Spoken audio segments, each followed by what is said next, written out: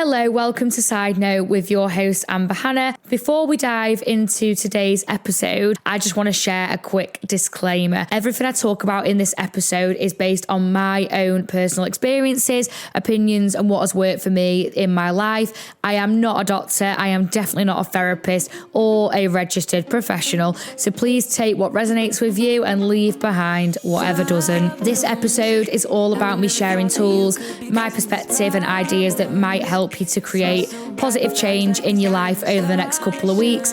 My intention is quite literally to help, support, and inspire and encourage you to step into the best version of yourself for growth and to manifest complete and utter greatness. Always make the best decision for you, and if you do need professional advice or support, please speak to a qualified professional. Anyway, I digress. Let's get into the main episode. Hello, welcome back to Side Note. I'm cracking into my dash can and we're getting into it, right? Stunning. I've just recorded another episode and so excited, right, to get back to recording. And I want to remind everyone that with everything in your life, you are not designed to be perfect at everything at once. That sometimes it's normal to take a break and say, I'm not really up to this right now. Yesterday, for example, I was going to record these episodes and I said to Harv, like, genuinely, I just don't think I want to do it today. I already hadn't recorded it in a while, and had I have forced that yesterday, I wouldn't have felt as good as this. And while we're on that, I actually went to a tantric yin yoga class last night. I am really kind of getting back into like my spiritual journey and like growth. This yoga class was, I think, more needed for me than I actually knew. God, we're right into it on today's episode, aren't we? I've not fucking took a breath. We're straight in there with the stories. Yin yoga is very much about like being in the poses for that long and sitting with that. It can really bring up a lot of things that maybe you didn't know were there. And in that, yin can be quite a confronting practice at times. There's times where I've actually not enjoyed it as a result. Last night, I went to this yin practice with this new yoga teacher that I have discovered, who in my opinion is quite frankly a goddess from the heavens above. She's absolutely amazing. I've been to plenty of yoga practices where, yes, they've known what they're doing, they've been really good at what they do, but the energy doesn't lie. And she's actually changed my life a lot just since going to her yoga classes. And I think as someone who is quite spiritual, having it where they do incorporate those teachings properly into the classes, it's quite transformative. But anyway, right, for anyone that hasn't ever done yoga, I actually really urge you, go and do a yoga class, because even if you're not spiritual or whatever, it's so fine. Like, it's so good for your body to get the energy moving through you and within you, and even just for your mobility, for stretching, like whatever way you want to look at yoga, everyone could benefit from it in some way. Anyway, I digress. So went to a yin practice last night, which obviously is like on the more relaxed, slower side of yoga. I essentially had a purge. Now, when you purge, essentially, it's your body's way of releasing something. On an energetic level, we hold so much within us, and basically you can physically release that. So whatever that might be, you might be sick, you might have a big shit, right? You might fart, burp, hiccup, cough, whatever it is. Now, I've had purges before when I've kind of done different like plant medicines and been on like mushroom trip. It is quite a transformative experience. Sometimes it's not nice because obviously what it entails is like a physical release. But I was doing this yin yoga last night and I was so lost in it that I actually don't even know kind of in a physical and mental space where I was.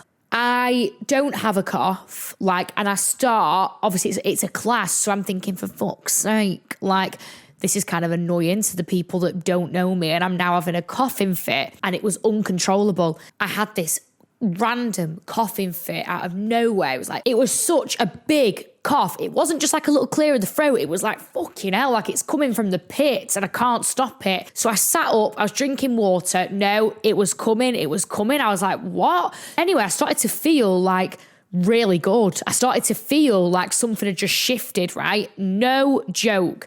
So I'm thinking, what the fuck? I spoke to the teacher at the end and she was like, you've probably just purged and awakened something in you that needed to move out. Now, when I tell you that my body feels completely regenerated, I feel this element in my body and my sense of self, of this level of peace that I cannot even put into words, actually, where your body just feels so amazing. You feel glowing, you feel revitalized, you feel like a fresh spring lamb. I have been, a little bit triggered recently. There's been certain things that have come up for me from like past traumas, and as part of that, sometimes I get a little bit funny about being touched. And obviously, like that, when you're in a relationship, can be a tough thing to navigate. This is me being completely vulnerable here. And like, that's really hard, because even if the person that you're with has nothing to do with that, you still have these things with you, like your experiences are still with you, right? And I just felt last night, I felt so free. Fuck me, getting a bit emotional on the old side note on this one. I felt this level of like complete abundance in myself, and I just felt flowy and really in my feminine energy, just feel great and glowing and vibrant in myself. And my body actually felt like it had been rebuilt, right? I walked through the door and I just fucking snogged Harv's face off. I don't know what came over me. I literally just strutted my stuff. I was like, I'm going home to my man, and I feel fucking good about it. I had quite a transformative experience last night. Oh my God, Dalmo the pigeon's here for his birdseed. If you listen to the last episode, we've got pet pigeons.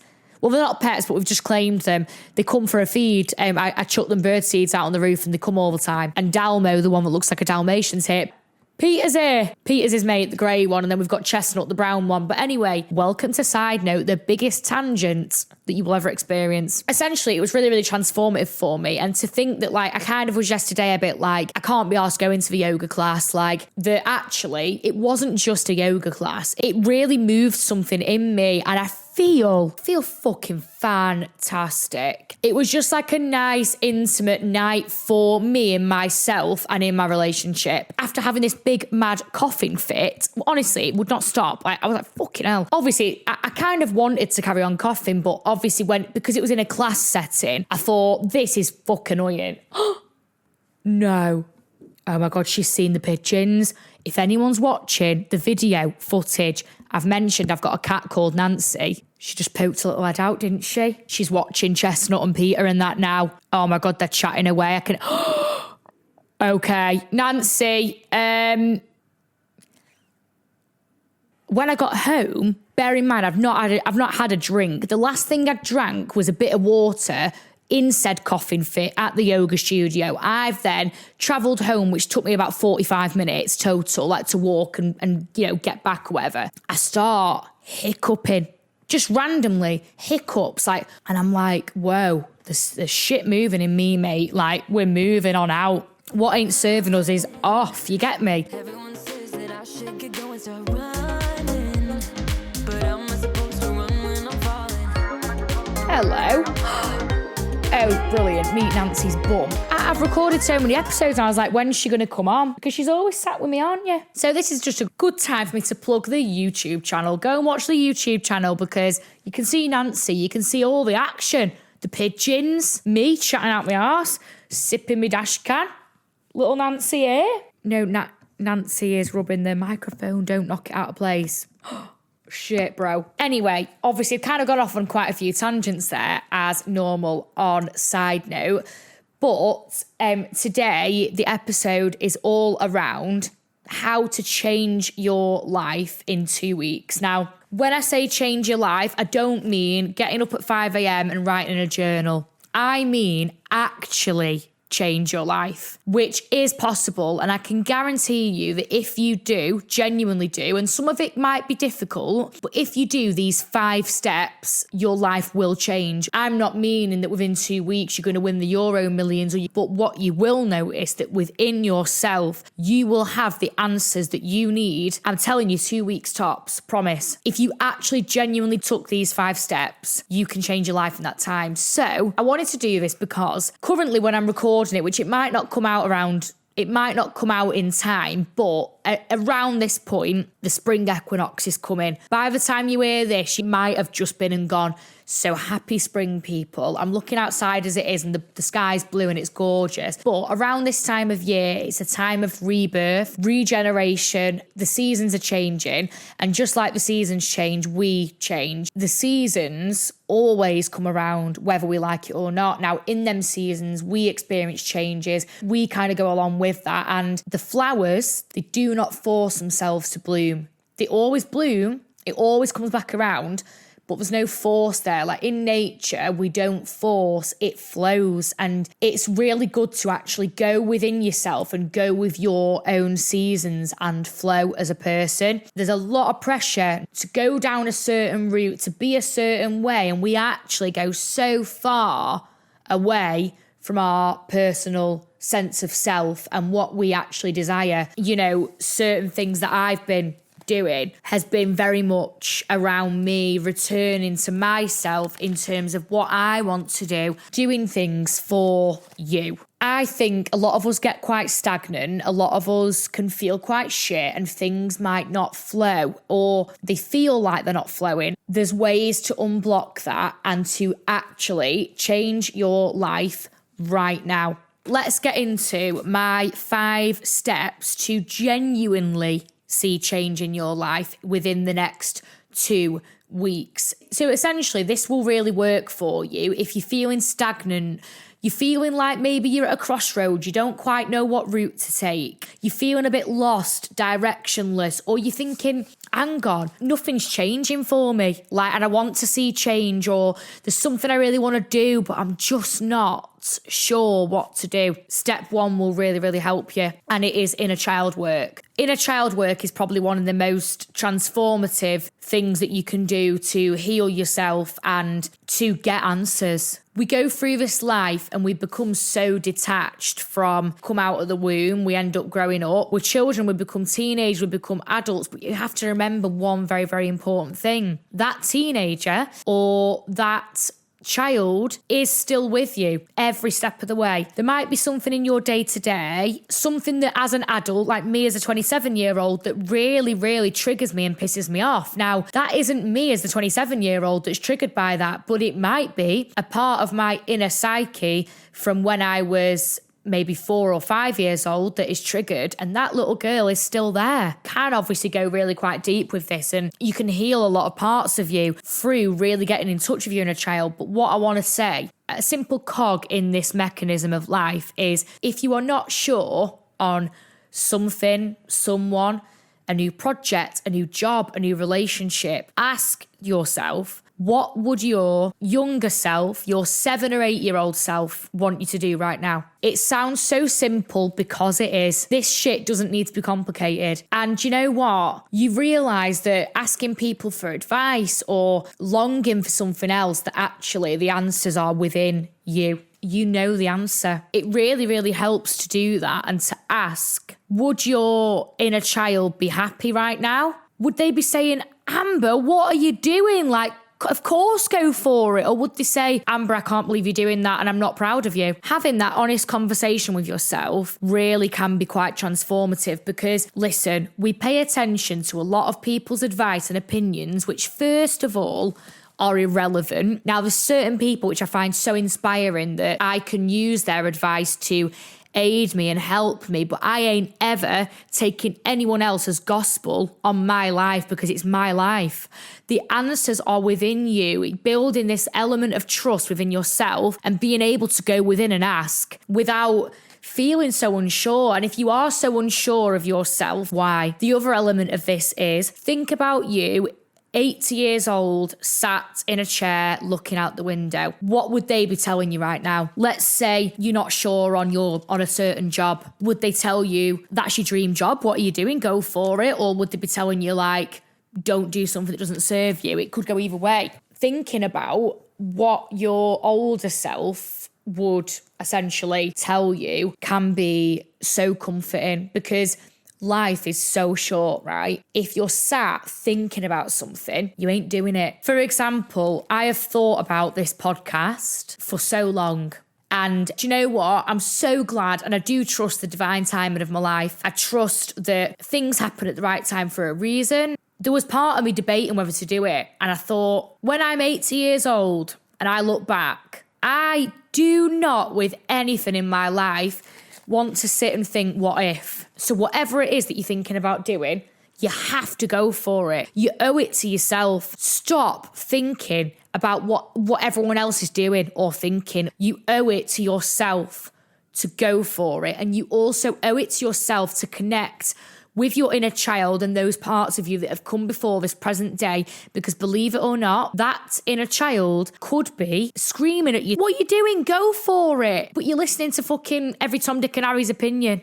Fuck them. What would your inner child want you to do? When you get in touch with that, so many answers flow to you. It is amazing. And I understand that going back to childhoods for people is very, very confronting. Depending on your experiences, they actually might be holding you back right now in your present day. This is a marathon, not a sprint. But the simple question of what would my inner child do right now, whatever it is, jobs, relationship, a passion project, to go traveling, to go on a holiday, to go and volunteer somewhere, ask them what they would want you to do. And that is really, really very, very comforting. And you will get your answers. Number 2 is mirror work. If you are manifesting, two of these steps kind of really link together actually, and it's about how you see yourself and how you hold yourself as a person. If you are trying to manifest or trying to see change, but you do not hold yourself with respect, love, and compassion, all parts of you, things will just not flow. Going and looking at yourself in the mirror, let's start with that. If that is confronting, we have to address why. Secondly, there's so much distraction in this lifetime. We're all doing so much and trying to keep up, and we forget ourselves along the way.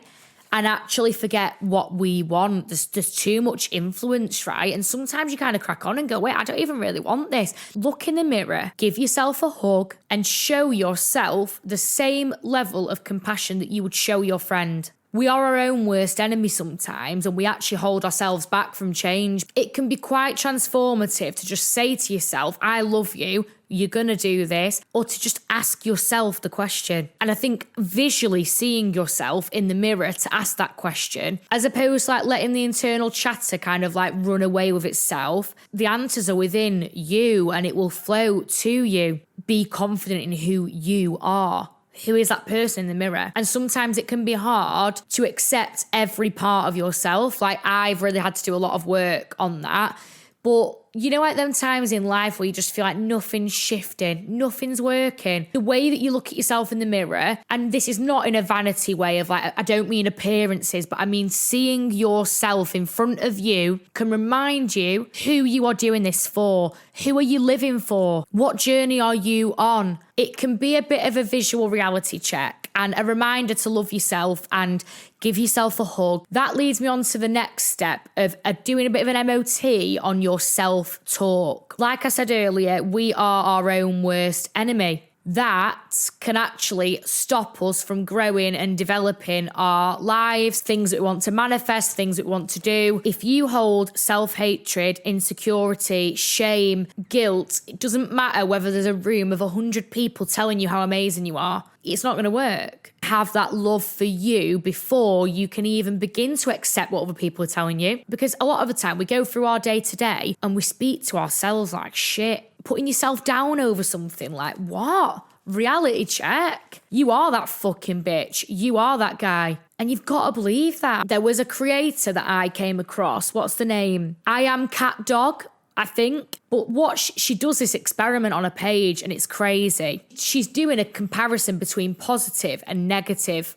self-talk, right? Now, when she's speaking to herself saying, you are ugly, you are worthless, you are horrible, like being really, really nasty, her face, I am not joking, her face starts to age and she looks tired and miserable. Now, she's not changing her like expressions, but it actually is aging her hearing that. When she's showering herself with, you are amazing, you are worthy, you are fabulous, you are light, you are beautiful, whatever it is, positive self-talk and affirmation, her face visibly changes and lights up. In the same way that there are actually studies that have been done on plants, when you shower plants with positive talk, they actually will grow and thrive in a better environment. The words that we speak and the way that we speak to ourselves, our internal dialogue, is more than important. Because if you are telling yourself that you're not worthy, but then you're trying to manifest that you get your dream job, or you're trying to manifest that you win loads of money, whatever it is, how do you think the universe or your external environment, let's say, will respond to that when you don't even believe it yourself? We have to work on that. Love yourself. I've experienced it myself that when you transform from a place of self-hatred to self-love, your life will change. Change what goes on inside, and what goes on outside will follow along with it. The universe and your external surroundings are a mirror. It will mirror what you think and what you believe. This is why sometimes it is a case of like, if you believe something, your brain will try and find information to back and support that. This is why some people will perceive something completely different to someone else. We're all different. It's very, very interesting that we do actually see the world so differently, and actually our internal world and dialogue will influence the external. Even if we're sat in the same room looking at the same thing, we will all be perceiving it so differently. This comes with obviously just working on your shadow self. Some of these things I'm talking about, they are not an overnight thing. So when I'm saying change your life in 2 weeks, here is the part that I know you can do with the self-talk. For example, inner child work, all I'm asking you is that in the next 2 weeks, you ask yourself, what would your little version of you want you to do? What would the older version of you want you to do? Let's just strip it back. It's as simple as that. Look in the mirror and ask yourself, with your self-talk, if anything comes up which is negative or goes against you and what you want. Let's say that I've woke up one morning and I've said to myself, oh my God, I feel fucking shit. What's the point in me even doing this? I can't be arsed. I'm not worthy anyway. This is just not worth it. Very, very negative internal dialogue. I'm going to counteract that thought. I have done a lot of in-depth therapy on exactly this, and I am not saying it is easy. I challenge you over the next 14 days to, whenever a thought comes up, try and be conscious of your own thoughts, because sometimes the dialogue can run away with itself and it's yap, yap, yap, and you're giving yourself shit. But if something comes up, you counteract it with a positive affirmation. Argue with yourself. I love you. I am with you. Speak to yourself. Ask yourself, how would you talk to your friend if your friend said to you, I am not worthy? You tell them, shut up. Come on, let's go. You're amazing. What are you on about? We have to learn to speak to ourselves in the same way that we would speak to our friend. If you're looking in the mirror saying, I look fucking shit today, you literally reply to that thought consciously in your head and say, no, you look beautiful. I'm not saying this is easy. If you genuinely think that you don't look very good, for example, replying to yourself consciously like that, you might not believe it at first, but this is backed by neuroscience, this method. Have the power to consciously rewire your brain. The brain gets so comfortable in thought patterns and we get safe. Now, the brain prefers safety. This is why sometimes we don't do what's best for us. Safety doesn't mean what's best for you.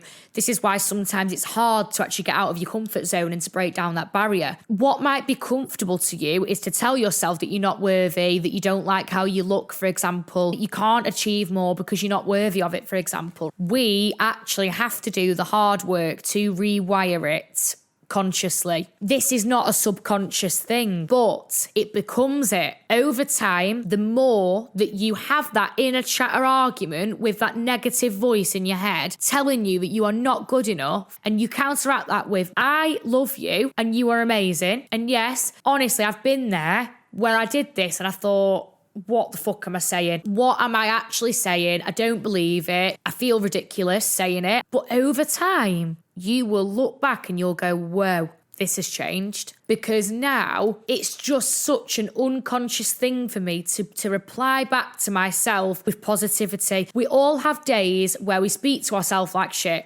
Forget anyone else. We speak to ourselves like a piece of shit. and it ain't good enough, right? Argue with yourself about that to rewire and create new neural pathways to self-love in your brain. And I'm telling you, I can promise you, your life will change, period. And I'm telling you now that 2 weeks of doing that, some people might find it easier than others. It depends where you're at with this kind of internal chat. Every possible way, whether it's to do with physical insecurities, your mental headspace, a lack of motivation, a lack of self-esteem, that if you counteract that with something more positive, even if you don't believe it, even if you just think, what the fuck?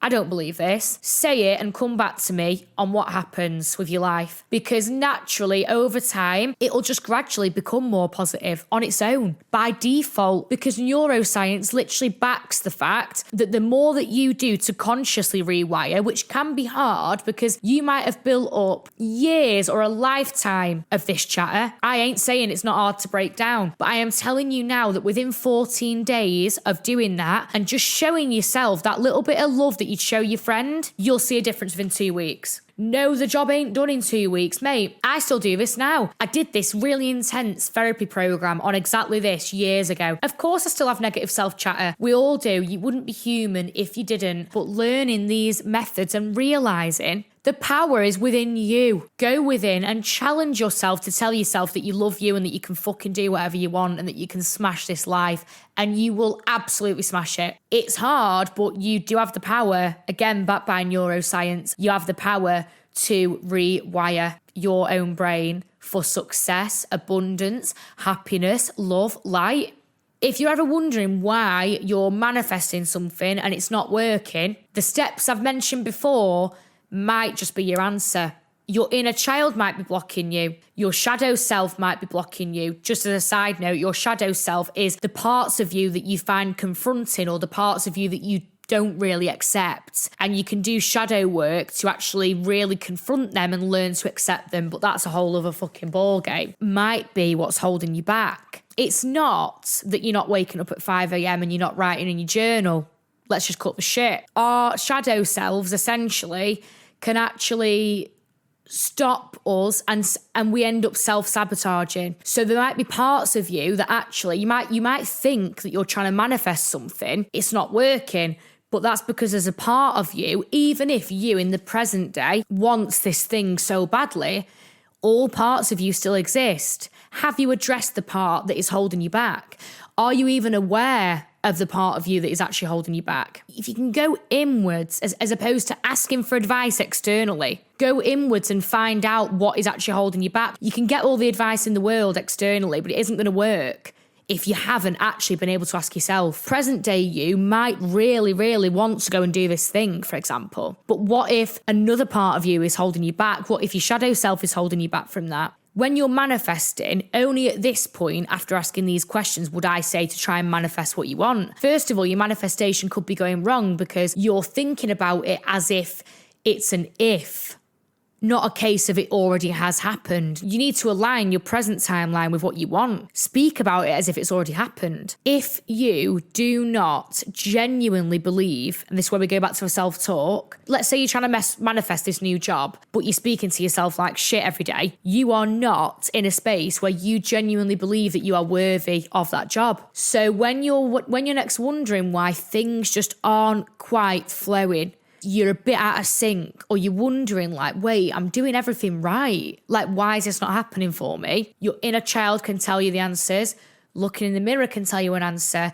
And a bit of an evaluation on your self-talk can tell you the answers. Only after doing that would I really be thinking about what I'm trying to manifest. And there is so much distraction in this life. Making money, going to uni, going to school, pleasing your friends, your family, going to the gym, eating healthy. Oh my God, fucking hell. Take a step back a minute. Take a step back, take a fucking chill pill. Let's have a minute to sit with you. Another big part of this 5-step process, if we zoom out a little bit of the inner work here and focus on the external. Now we're having a bit of fun doing an environmental MOT. What is going on in your environment that is potentially holding you back? Who are you spending your time with? Who are you investing true time into? Are you doing things that are benefiting you? Let's say that you're feeling really sluggish and low energy, but you're eating like shit. You're having a McDonald's every day. Although, yes, a lot of inner answers can be taken, we can still hold ourselves back in the environment and the external. So just doing a little bit of an MOT, like, for example, I can't concentrate on what I'm trying to do because my finances are stressing me out. Sometimes having that one conversation that you've been putting off for months because you don't want to face it can actually skyrocket you in other areas of your life just by addressing it. Just having a little think about, whoa, actually, I've been going out a lot recently on the weekends, for example. I've had this thought and I've thought, wait, I'm trying to do all this other stuff. I'm very aligned with who I am and how I'm feeling, but the hangovers, they're getting the better of me. I'm going out, I'm having a silly one, and it's affecting my week. Right, what are you going to do about that then? Because you have to be able to take a step back, reevaluate. Sometimes not everything is going to serve you at one time, and you can't do everything. So you need to evaluate. I can't function doing everything I'm trying to do if I'm out every single weekend feeling shit the week after. Are you joking? I love a night out. I love going out. I love getting silly with my mates. Let's cut the shit. But there also comes a time where you have to assess what is actually right for me. And is there a balance to be struck? Your finances, let's say you're overspending and then you're in a stressed space. Your cortisol's through the roof because you're stressed all the time. You're on autopilot. Strip it back. How can you address that so that everything else can flow nicely for you? Sometimes we put these barriers in place, trying to move forward in other areas of your life where going out at the weekends, relationships, money, they might not even be related. But really, go underneath the surface. It's all connected. It's like a web. What's going on in your web that is stopping a bigger web from being spun? Bit of honesty with yourself, bit of an environmental MOT. If your house is a fucking tip, right, the feng shui is off, but you're trying to work on this passion project at home, do you really think you're going to be in a good space to get it done? But you're putting off doing all the washing and the tidying. Sometimes a simple environmental fix paired with asking yourself some honest questions could actually just send you into a complete buzz, mate, full of abundance, amazingness, and a new journey. And I think if you can be honest with yourself and ask yourself these questions, wow. And when I say ask yourself the question, I don't mean to be critical of yourself or to blame yourself. Self-blame will only hold you back more, but there's a difference between being honest and really just kind of doing a bit of an MOT. You know, you took your car to the garage, oh, listen, right, got a lovely car, but your exhaust is falling off, mate. Oh, the engine, it needs sorting. Because externally, the car looks bloody gorgeous. You want the car, but your engine's fucked, right? What are you going to do about that? It's not your fault. It's just the engine's fucked. But the engine's going to need fixing, or something needs to change with the engine, because otherwise the car's not going to go anywhere. So think about it like a bit of an MOT. Right now, are you passing your MOT? Certain things might be holding you back and meaning that you're not. That's okay. We don't blame ourselves. We're flooding ourselves with positivity. At the moment, this hasn't been working for me, but what can I do better now to help myself? And that is where the MOT is at. When you go for an MOT, well, I'd like to hope not. Whoever's checking your car, they're not giving you shit and telling you that you're a fucking tosspot or you're not, or you're worthless because your exhaust has gone a bit to pot. They're telling you, don't worry, like, you know, it might cost you this, but we can sort the exhaust out. Fab. Do you get me? MOT from all angles. We are loving ourselves. We're giving ourselves positivity. Spring is here. If anyone does end up trying any of these little questions, MOT, and you do start to see a difference, document it. Do it consciously, because in 2 weeks, I'd say set a timer on your phone. 2 weeks from now, if you do this and be conscious about it, see how you feel in 2 weeks.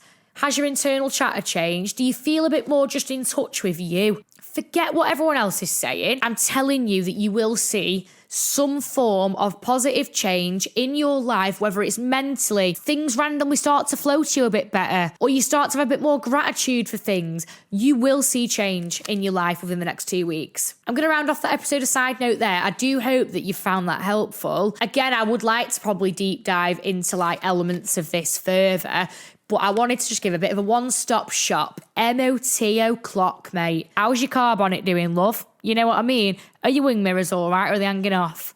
Let's fucking go for it. Thank you for listening to Side Note or watching on YouTube. Please remember we do stream across YouTube, Spotify and Apple Podcasts. So please go and take a look across all platforms if you want to watch it or listen. We are here in both formats. I'm trying to post every Wednesday. Please bear with me because I've just started this podcast and it's a lot doing this on my own. But I am trying to do that and to be consistent. But yeah, I hope you've enjoyed it. If anyone's got anything they want to write into us about, please email sidenotethepod@gmail.com, and I will see you in the next episode.